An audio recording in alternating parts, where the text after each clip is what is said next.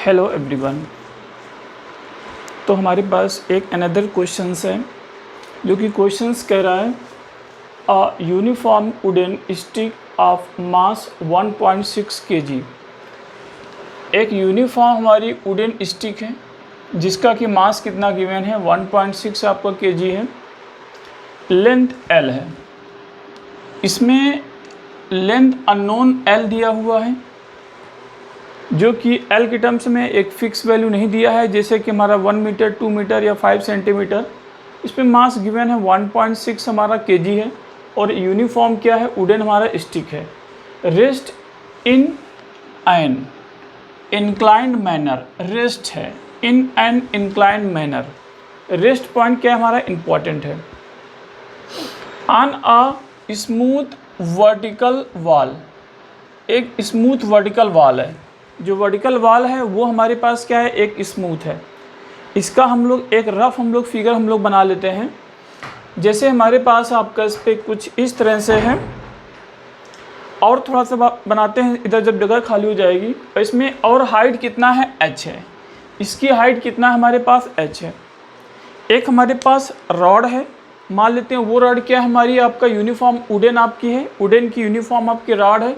इसका मास 1.6 kg है और इसकी लेंथ कितना है, L है। इसकी लेंथ कितना है, L है। और ये रेस्ट पे है, inclined manner on an smooth vertical wall है। स्मूथ वर्टिकल वॉल है, एक वॉल है, इसमें हमारा क्या है, इंक्लाइंड मैनर पे क्या हुआ, ये आपका रखा हुआ है, ठीक है। अच्छा, such that a small portion of the stick extend beyond the wall. ये वॉल जो हमारी स्टिक है, ये वॉल के जहाँ पे सपोर्टेड आपकी वॉल है उससे पीछे भी हमारी आपकी लेंथ जाती है। पूरी हमारी क्या है, आपकी L लेंथ है, ठीक है। वो जो आपकी सपोर्टेड वॉल है वो लेंथ आपका आगे तक आपका जाता है, सपोर्टेड वॉल थे। तभी इसने बोला है such that a small portion of a stick x tends, बड़ा है, बियॉन्ड द वॉल, वॉल के पीछे, ठीक है। और आगे है reaction force of the wall is perpendicular to the stick है। इसमें जो रिएक्शन फोर्स की बात कर रहा है मतलब जो नॉर्मल रिएक्शन की बात कर रहा है, इस स्टिक पे नॉर्मल रिएक्शन इस स्टिक के परपेंडिकुलर है। Reaction force of the wall on the stick is perpendicular to the stick है। Reaction force of the wall, wall के द्वारा जो रिएक्शन फोर्स होगा किस पे, स्टिक पे, ध्यान देना। Reaction force of the wall on the stick is perpendicular to the stick है, is perpendicular to the stick है। ये क्वेश्चन हम लोग याद दिला दें, ये आपका एडवांस 2023 का 2000 आई थिंक 16 का क्वेश्चन है, एडवांस 2016 का क्वेश्चन है, ठीक है। अच्छा, इसको हटा करके हम लोग एक रफ आइडिया हम लोग फिगर का हम लोग बना लेते हैं, उसके अकॉर्डिंग हम लोग करने की कोशिश करते हैं। जगह कम है, अब इसके अकॉर्डिंग हम लोग इसके में देखो क्या क्या दिया हुआ है। पहली बात तो ये रेस्ट पे है, ठीक है। ये पूरा सिस्टम रेस्ट पे है, पूरा सिस्टम रेस्ट पे है। इसका मतलब ये बॉडी, ये हमारी जो स्टिक है, ना ही बॉडी ट्रांसलेट कर रही है, ना ही बॉडी रोटेट कर रही है। इसका मतलब हमारी ट्रांसलेशन इक्विलिब्रियम में होगा और रोटेशनल इक्विलिब्रियम में होगा। Translation equilibrium and rotational equilibrium में होगा। तो जब ट्रांसलेशन इक्विलिब्रियम रोटेशनल इक्विलिब्रियम होता है तो बॉडी किस में होती है, स्टैटिक इक्विलिब्रियम में आपकी होती है, ठीक है। क्योंकि ये बॉडी पूरी किस में, आपके रेस्ट पे है। अब हम लोग इसमें फिगर हम लोग बना लेते हैं कुछ इस तरह से।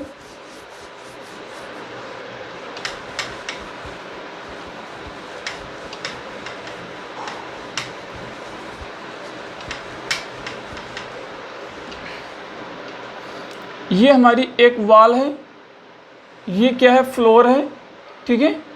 अब कुछ ऐसे हम लोग बनाते हैं, ये हमारी जो स्टिक है, जो स्टिक है इस वॉल से एक्सटेंड कर रही है, क्या कर रही है, ये स्टिक है इस वॉल से क्या कर रही है, हमारी एक्सटेंड कर रही है।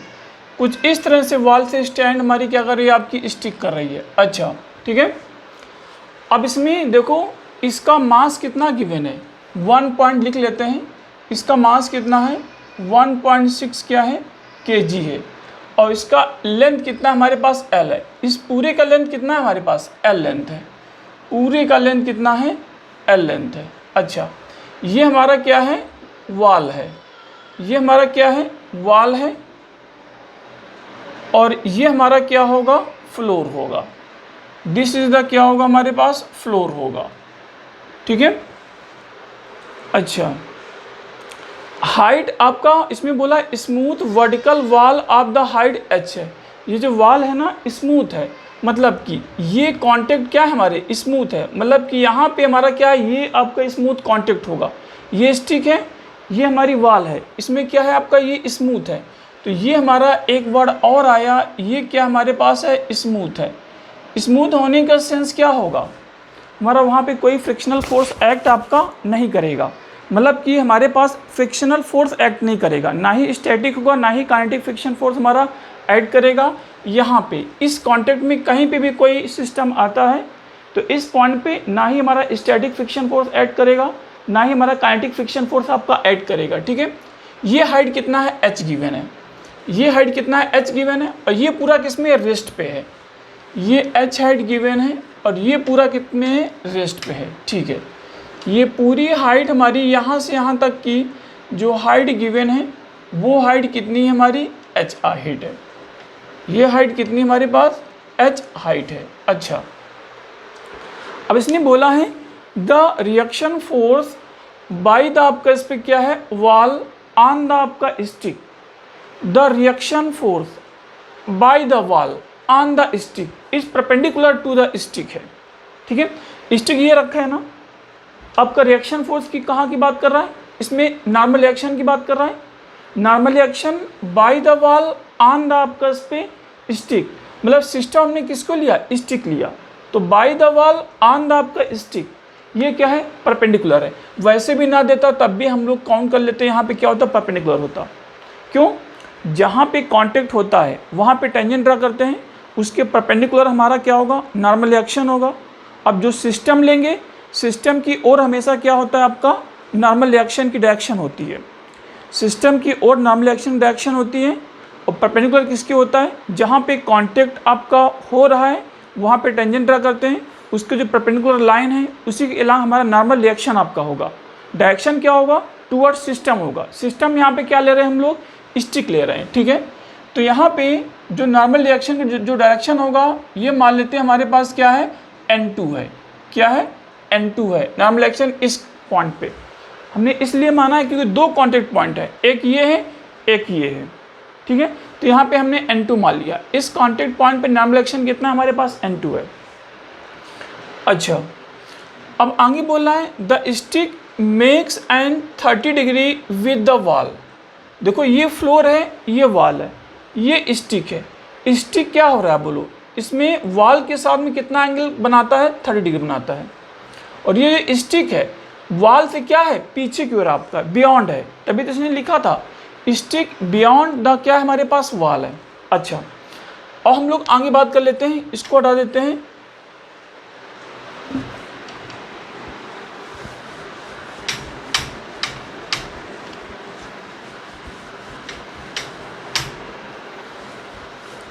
और इसमें कह रहा है कि bottom of the stick is on rough floor है।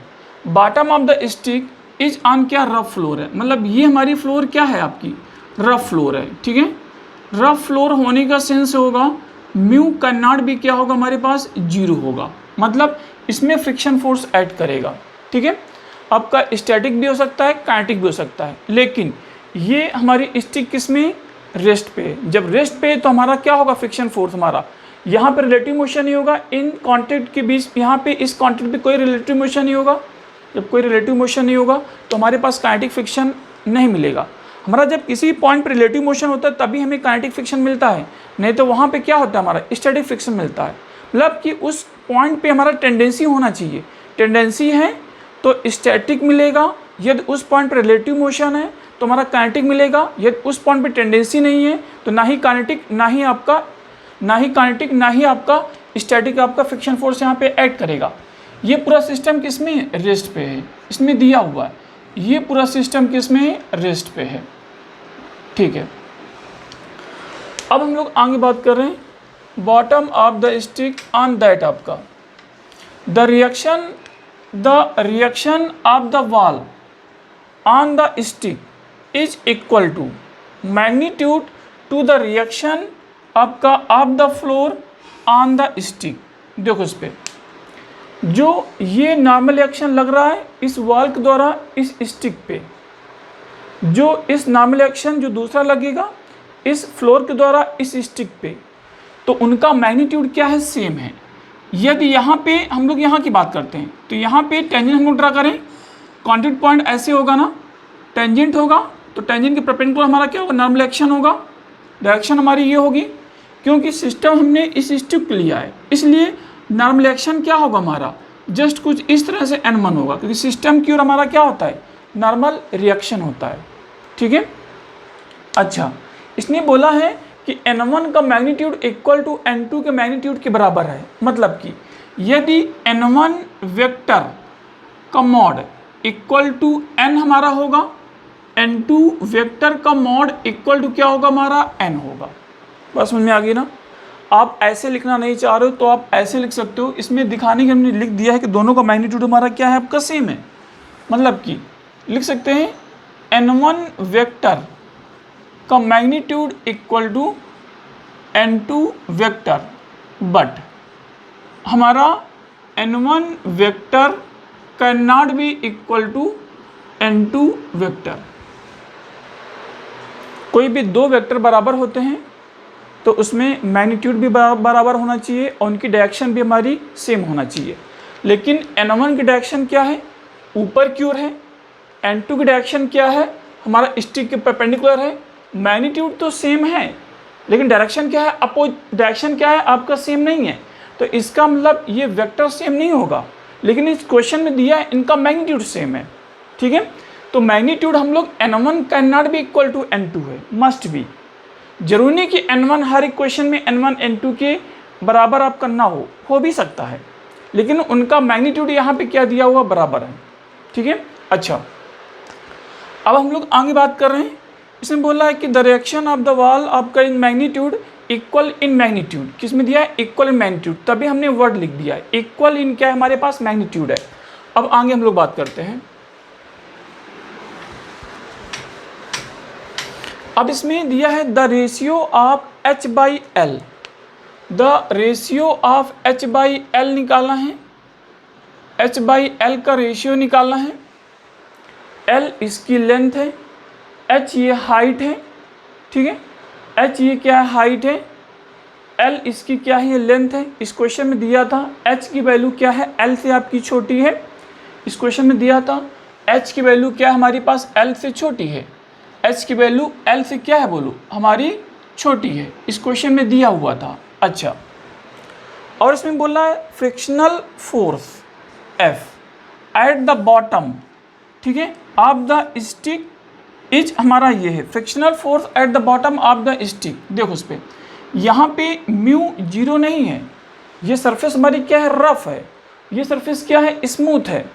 तो जहाँ पे रफ होगा वहाँ पे फ्रिक्शन फोर्स ऐड करेगा, जहाँ पे स्मूथ होगा वहाँ पे फ्रिक्शन फोर्स हमारा एक्ट नहीं करेगा, ना ही स्टैटिक होगा ना ही काइनेटिक होगा। इस पॉइंट की बात करते हैं, हमारा ये रफ है।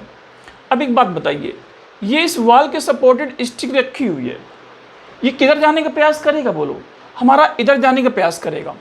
क्या होगा, हमारा इधर जाने का प्रयास करेगा।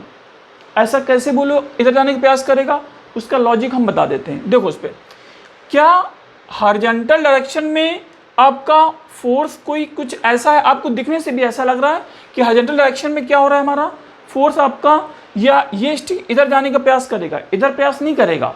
ठीक है, क्योंकि हम लोग यहाँ पे ऐसे भी हम लोग देखना चाहें तो ऐसे भी हम लोग देख सकते हैं। देखो उस पर ये मास m है ना, तो ये आपका मास m है, तो यहाँ पे क्या होगा, इसके मिड पे वेट होगा ना, mg होगा। ध्यान देना, यहाँ पे वेट क्या होगा, mg होगा।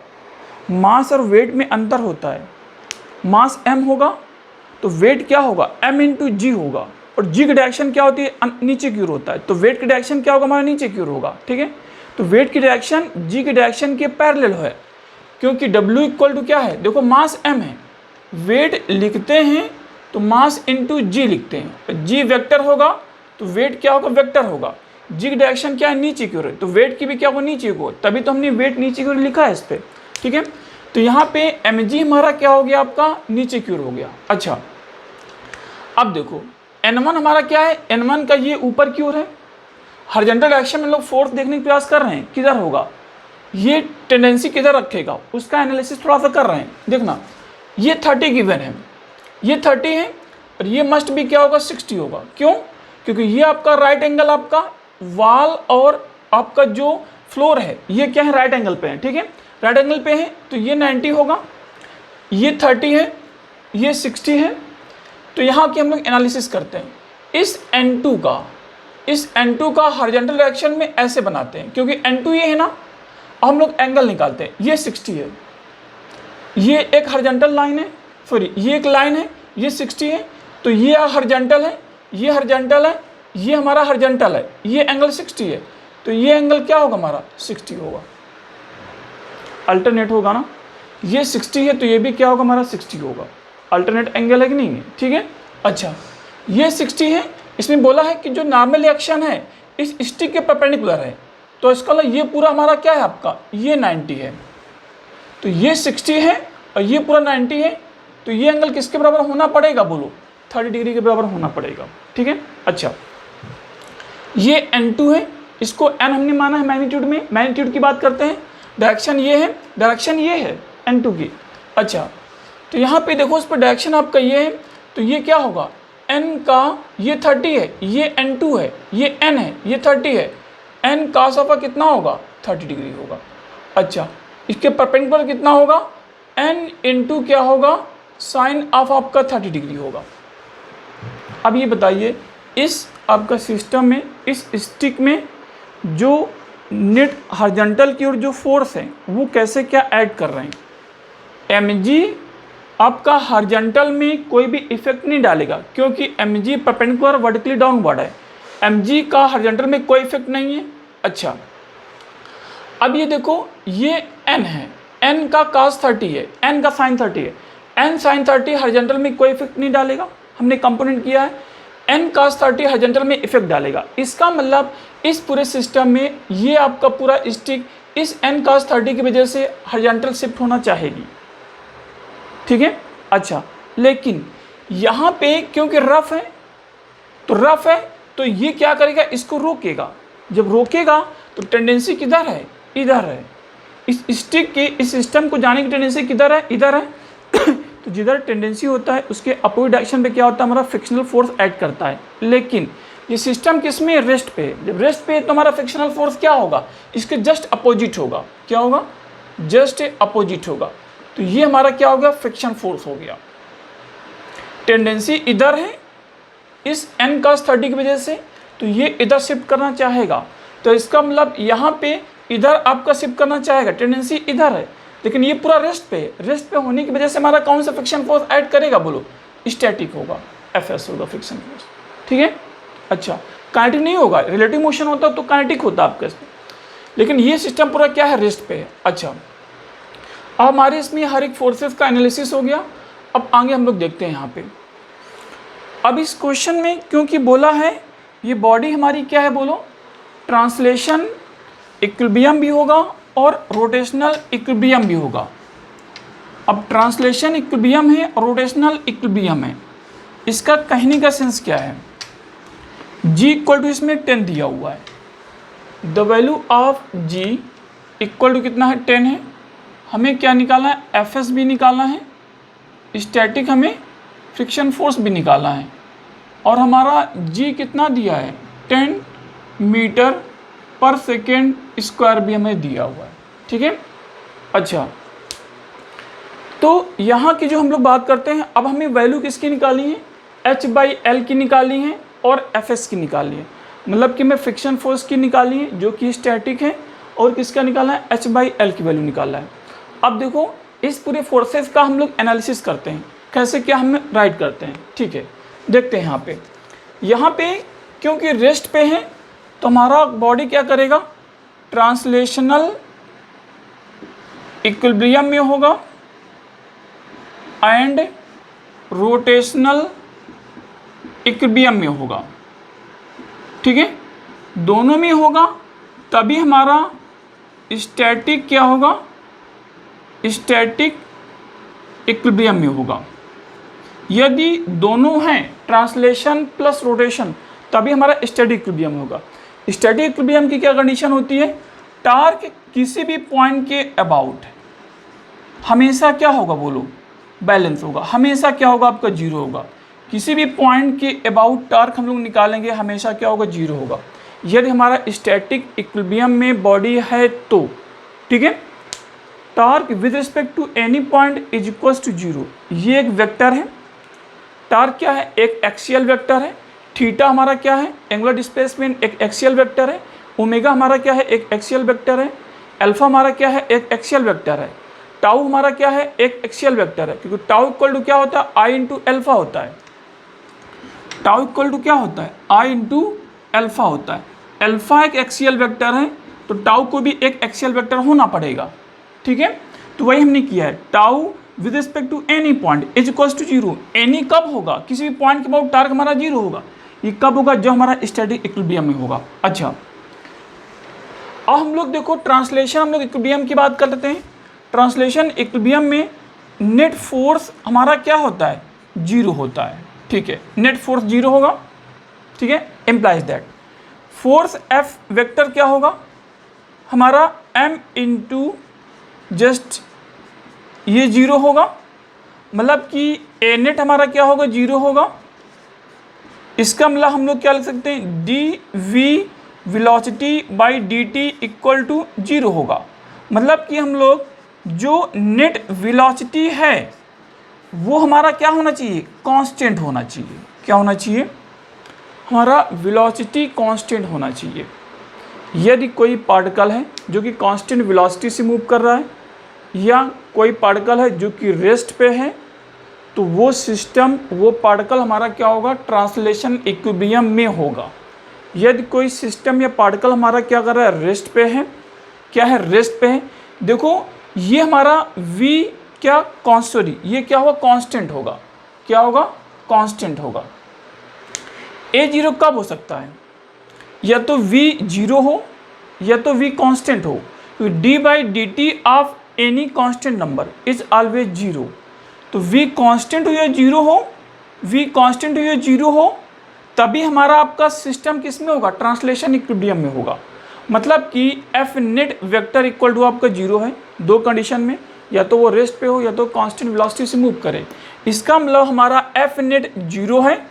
तो एफ नेट जीरो होने का सेंस क्या है, हमारा जो सिस्टम होगा वो किसी भी, हम लोग किसी भी एक्सेस के अबाउट एफ हम लोग क्या करें, एक्स एक्सेस के अबाउट हम लोग इस पर बैलेंस कर लें, जीरो कर लें, या एफ हम लोग क्या करें, हम लोग इस पर वाई के अबाउट हम लोग जीरो कर लें, या हम लोग क्या करें, एफ हम लोग जेड के अबाउट भी हम लोग क्या कर लें, जीरो कर लें। नेट की बात कर रहा है, नेट बैलेंस होगा इक्वल टू जीरो।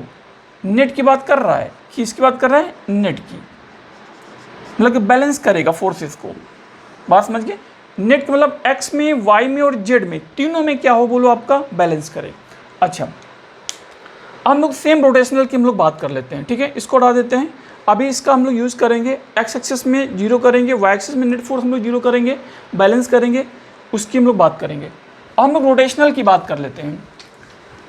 रोटेशनल में हमारी रोटेशनल इक्विलिब्रियम में है, तो टाउ जो नेट होगा ये हमारा जीरो होगा।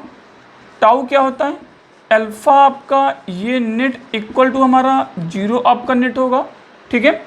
तो अल्फ़ा नेट को क्या होना पड़ेगा, हमारा जीरो होना पड़ेगा। अच्छा, अल्फ़ा नेट हमारा जीरो कब होगा, अल्फ़ा होता क्या है, डी ओमेगा वेक्टर बाई हमारा क्या होता है, डी टी होता है। ये हमारा क्या हो गया, आपका जीरो हो गया। तो ये कब होगा, या तो ओमेगा नेट हमारा जीरो हो, या हमारा क्या हो, कांस्टेंट हो। क्या हो, कांस्टेंट हो, तभी हम लोग बोल पाएंगे हमारा अल्फ़ा आपका जीरो होगा। जब अल्फ़ा जीरो होगा तो टाउ हमारा क्या होगा, जीरो होगा। टाउ जीरो होगा तो वो सिस्टम किस में होगा, रोटेशनल इक्विलिब्रियम में आपका होगा, ठीक है। मतलब कि इस पे नेट टार्क को भी हम लोग बैलेंस कर सकते हैं। ये बात समझ में आ गई ना, बिल्कुल सेम हमारा लीनियर की तरह से है। देखो टाउ क्या होता है, आई इंटू अल्फ़ा नेट जीरो होगा, आई हमारा क्या है बोलो, एक आपका इस पे नंबर है जो कि डिवाइड करेगा आपका जीरो नंबर, आपका जीरो वेक्टर अपान आपका एनी आपका इस पे कांस्टेंट, हमेशा क्या होगा आपका जीरो वेक्टर लिखा, तो अल्फा क्या होता है डी ओमेगा नेट बाई आपका डी टी होगा। तो ये आपका कब होगा, या तो ओमेगा जीरो हो या तो ओमेगा क्या हो कांस्टेंट हो, तभी हम लोग इसको लिख पाएंगे ना। तो ये कब होगा, या तो वो क्या हो हमारा रोटेट ना करे, एंगुलर रोटेशन ना हो, हमारा क्या हो रेस्ट पे हो, रोटेशन ना करे, या तो क्या हो कांस्टेंट वेलोसिटी से क्या करे रोटेट करे, क्या करे कांस्टेंट वेलोसिटी से क्या करे रोटेट करे, तो हमारा रोटेशनल इक्विलिब्रियम में होगा। अच्छा, इसका मतलब दोनों हैं, क्योंकि सिस्टम ना ही ट्रांसलेट कर रहा ना ही रोटेट कर रहा है। जब दोनों हैं तभी हम लोग बोलेंगे वो सिस्टम किस में, स्टैटिक इक्विलिब्रियम में। मतलब कि एक इंपॉर्टेंट पॉइंट ये निकला, tau with respect to any point must भी हमारा जीरो होगा, नेट आपका टार्क, ठीक है। क्लॉकवाइज एंटी क्लॉक वो अभी सेंस के अकॉर्डिंग अभी हम लोग देख लेंगे। अब यहाँ पे हम लोग बात करते हैं, अब ये हम लोग कॉन्सेप्ट हटा दें।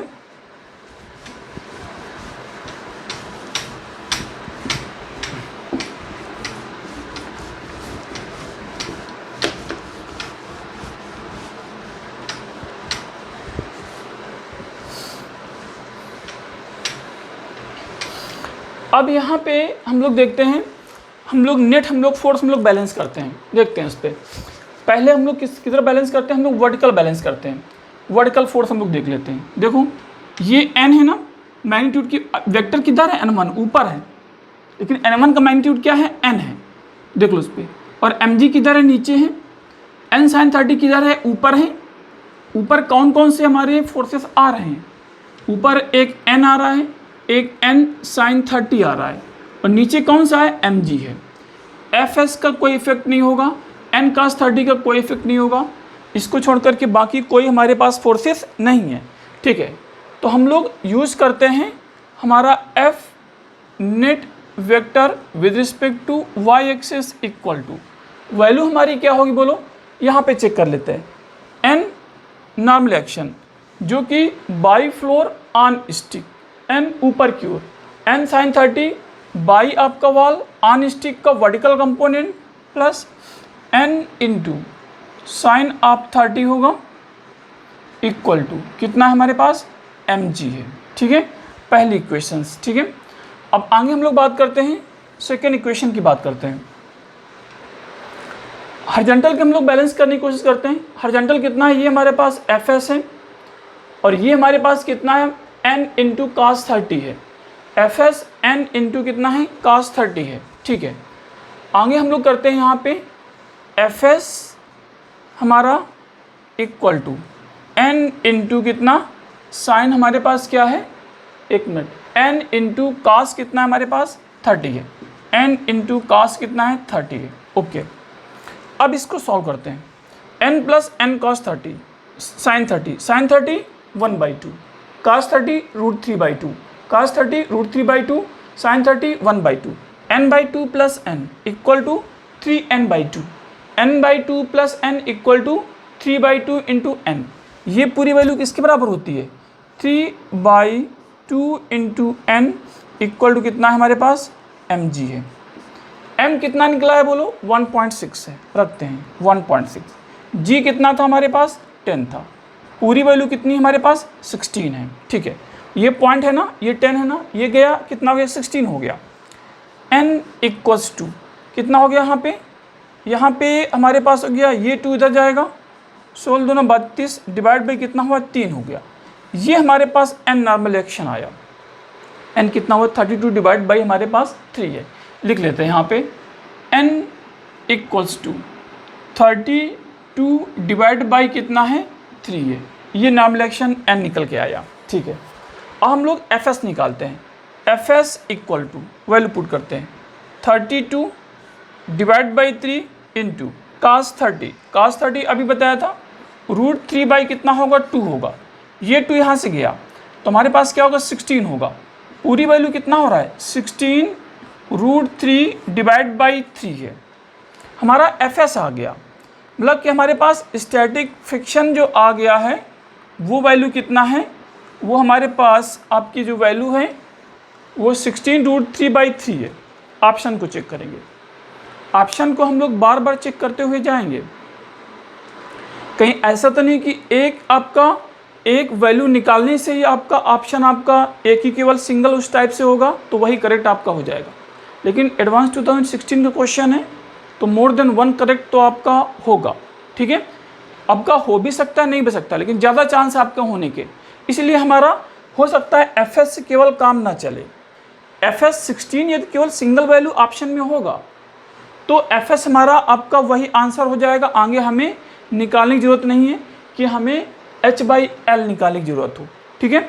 अच्छा, यहाँ पे 16√3/3, 16√3/3, 16√3/3 आपका और 16√3/3, मतलब कि हमारा A, B और D, हमारा C तो गया, ठीक है। C आपका हट गया क्योंकि 8√3/3 आ रहा है, तो इसका नाम A, B और D आ रहा है।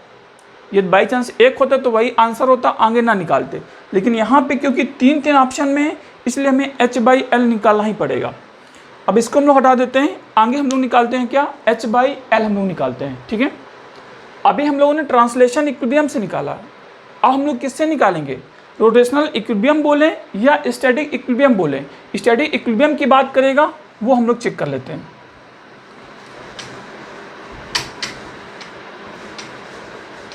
हमारा F जो आया है FS वो 16 इंटू √3 डिवाइड बाई कितना है, 3 है, ठीक है। N कितना है, N निकाल लिया है। अब हम लोग टार को बैलेंस करते हैं, किसी भी पॉइंट के अबाउट हम लोग टार को बैलेंस कर लेते हैं, ठीक है। किसी पॉइंट के अबाउट हम लोग यदि टार को बैलेंस करते हैं वो चेक कर लेते हैं। अब देखो, टार को बैलेंस करने के लिए कहीं पे भी आप बैलेंस कर सकते हो, ठीक है, क्योंकि हमारा स्टैटिक इक्विलिब्रियम में है। अब दूसरी चीज़ देखते हैं, हमें टार के उस पॉइंट के अबाउट बैलेंस करना ज़्यादा सही रहेगा जहाँ पे मैक्सिमम नंबर ऑफ फोर्सेस हों, मैक्सिमम नंबर ऑफ फोर्सेस हों, ठीक है। क्योंकि मान लो किसी भी पॉइंट पे 2 फोर्स हैं या किसी पॉइंट पे 4 फोर्स हैं, तो 4 फोर्स पे यदि हम लोग सॉल्व करेंगे तो 4 फोर्स टोटल वहाँ से हट जाएगा। 2 फोर्स पे सॉल्व करेंगे, 2 फोर्स से टॉर्क निकालेंगे तो इसका मतलब बाकी 4 फोर्सेस हमारे अननोन में आएंगे। तो इसका मतलब जिस पॉइंट पे ज़्यादा फोर्सेस होंगे उस पॉइंट पे सॉल्व करना हमें ज़्यादा सही रहेगा। तो देखो, इस पर एक ये पॉइंट है, केवल यहाँ पे एक फोर्स है, क्योंकि यहाँ पे स्मूथ है इसलिए फ्रिक्शन फोर्स नहीं है, तो यहाँ पे केवल एक फोर्स है। अब यहाँ पे बात कर लेते हैं, यहाँ पे केवल एक फोर्स है, यहाँ पे बात कर लेते हैं, यहाँ पे कितने 2 फोर्स हैं, एक फ्रिक्शन फोर्स है और एक क्या हमारे पास नॉर्मल रिएक्शन है, ठीक है। तो इस पॉइंट के अबाउट सॉल्व करना ज़्यादा सही रहेगा। क्यों? क्योंकि यहाँ पे 2 फोर्स हैं, तुरंत 2 फोर्स का इफेक्ट 0 कर देगा। क्योंकि टार्क क्या होता है, R इंटू एफ होता है ना। टार्क क्या होता है, टार्क हम लोग लिखेंगे तो R vector into F vector होगा। हम लोग लिखेंगे जो हमारा जो टाउ वेक्टर होगा इक्वल टू कितना होगा, R वेक्टर क्रॉस क्या होगा, F वेक्टर होगा। R वेक्टर क्रॉस क्या होगा, F वेक्टर होगा, ठीक है। तो इसी को हम लोग और बोल सकते हैं I इंटू कितना, अल्फा वेक्टर। और हम लोग tau vector equal to R cross F vector के अकॉर्डिंग हम लोग जाते हैं, ठीक है। तो यहाँ पे चेक करो R क्या है बोलो, देखो, या इसको ऐसे लिख सकते हो, equal to R F into sine theta, काफ़ी इंपॉर्टेंट चीज़ है। और इनटू कितना है, एन कैप है, a cross b, mod a mod b sine theta mod a, ऐसे लिख सकते हो, mod a mod b into sine theta into n cap. ये टाउ वेक्टर हो गया, ए क्रॉस बी से ब्रेक किया।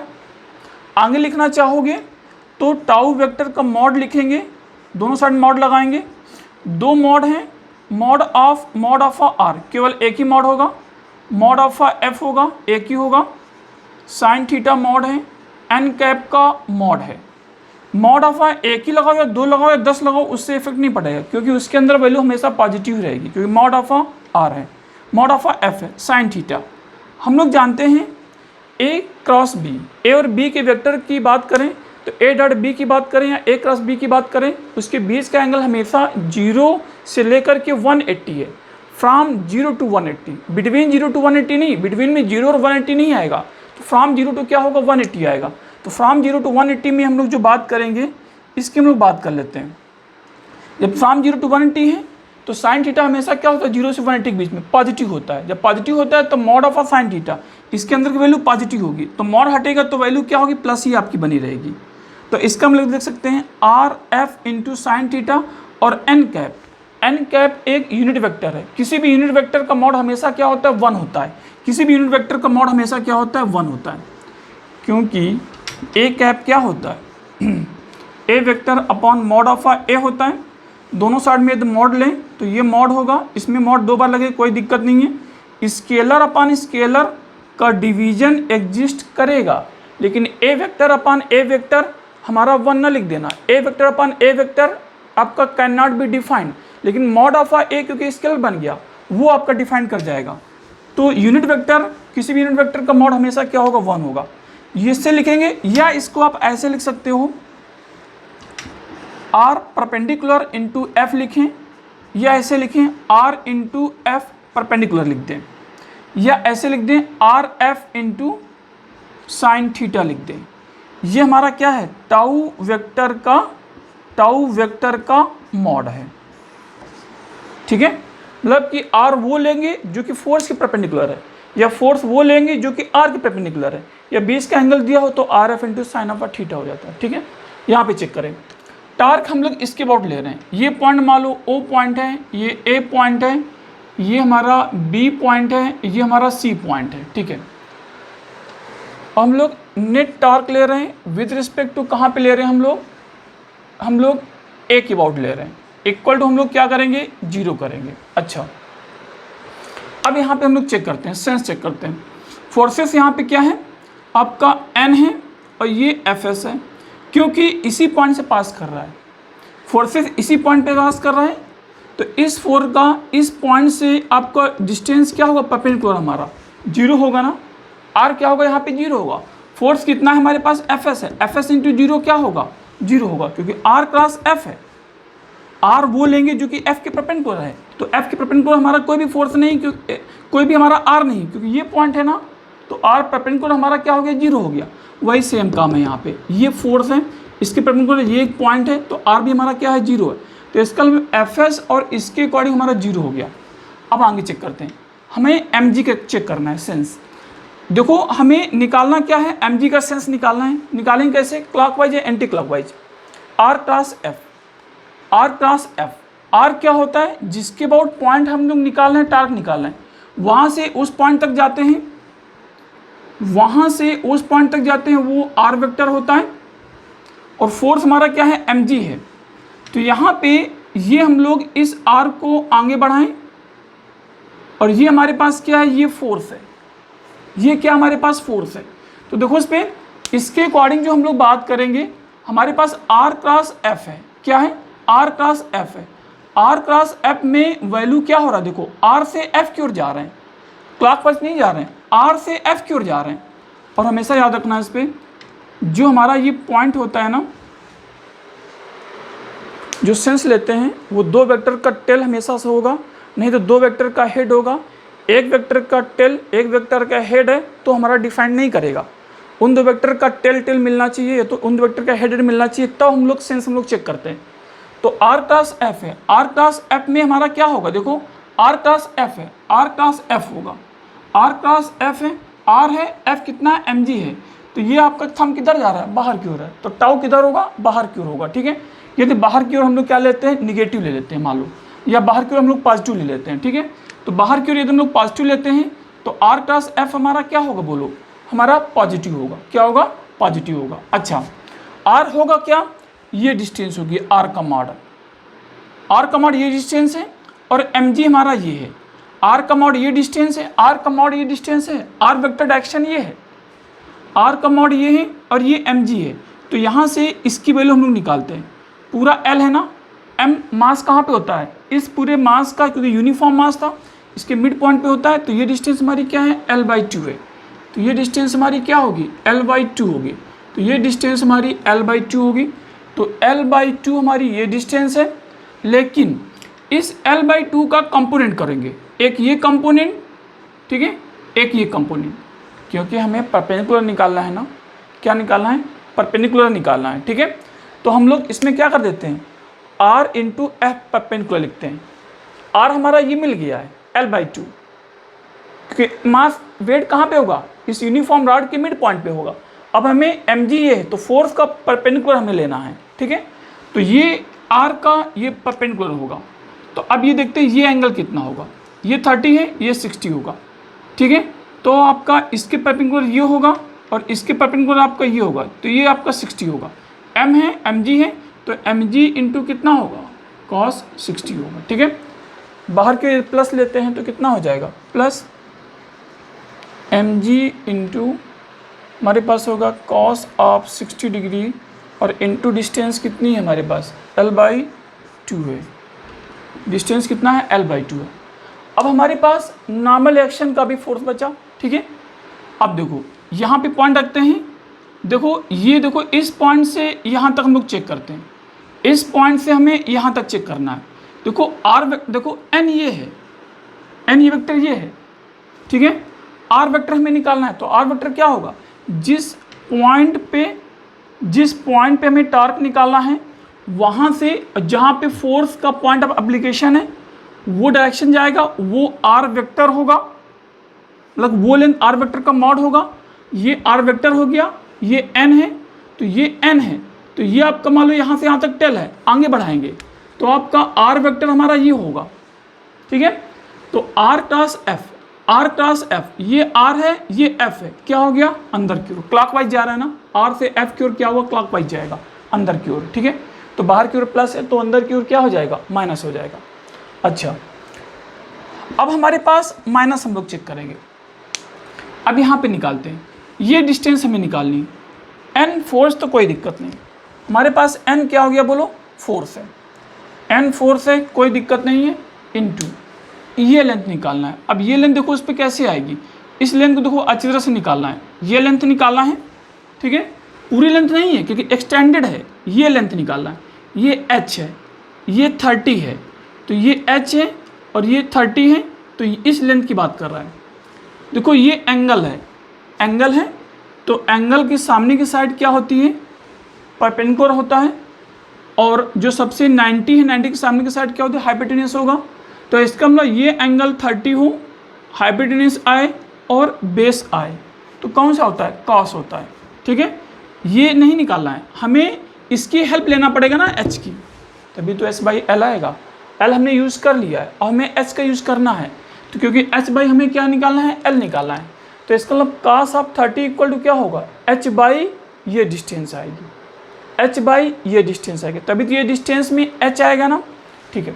यहाँ पे रखते हैं हम लोग cos ऑफ 30, अलग लिख लेते हैं, cos of 30 degree equals to कितना होगा, h डिवाइडेड बाई हमारे पास यदि ये A पॉइंट है और ये B पॉइंट है, कितना हो गया, AB हो गया, ये पॉइंट हमारा AB हो गया, मीन्स h इक्वल्स टू ये हमारे पास हो गया AB, या AB इक्वल टू कितना हो जाएगा, AB हमें चाहिए ना, AB इक्वल्स टू h/ कितना है, cos 30, sin 30 कितना है, 1/2, cos 30 कितना होगा हमारा √3/2 होगा, ठीक है।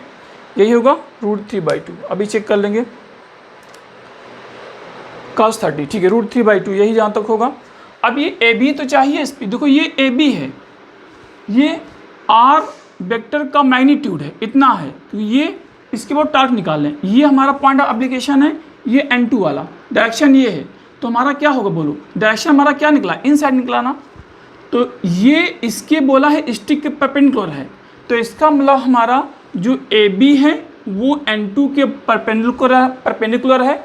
इस तरह से हमें कंपोनेंट नहीं करना है, तो हमारे पास कितना होगा, -n इंटू 2h/√3 होगा, बाकी वैल्यू क्या हो जाएगी हमारी, 0 हो जाएगी, ठीक है।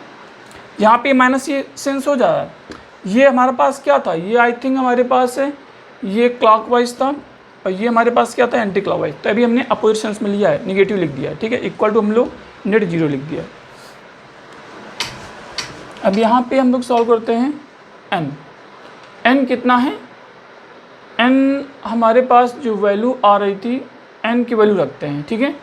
n 32/3 है, रखते हैं हम लोग, n की वैल्यू हम लोग रख देते हैं, आगे स्टेप में रखते हैं।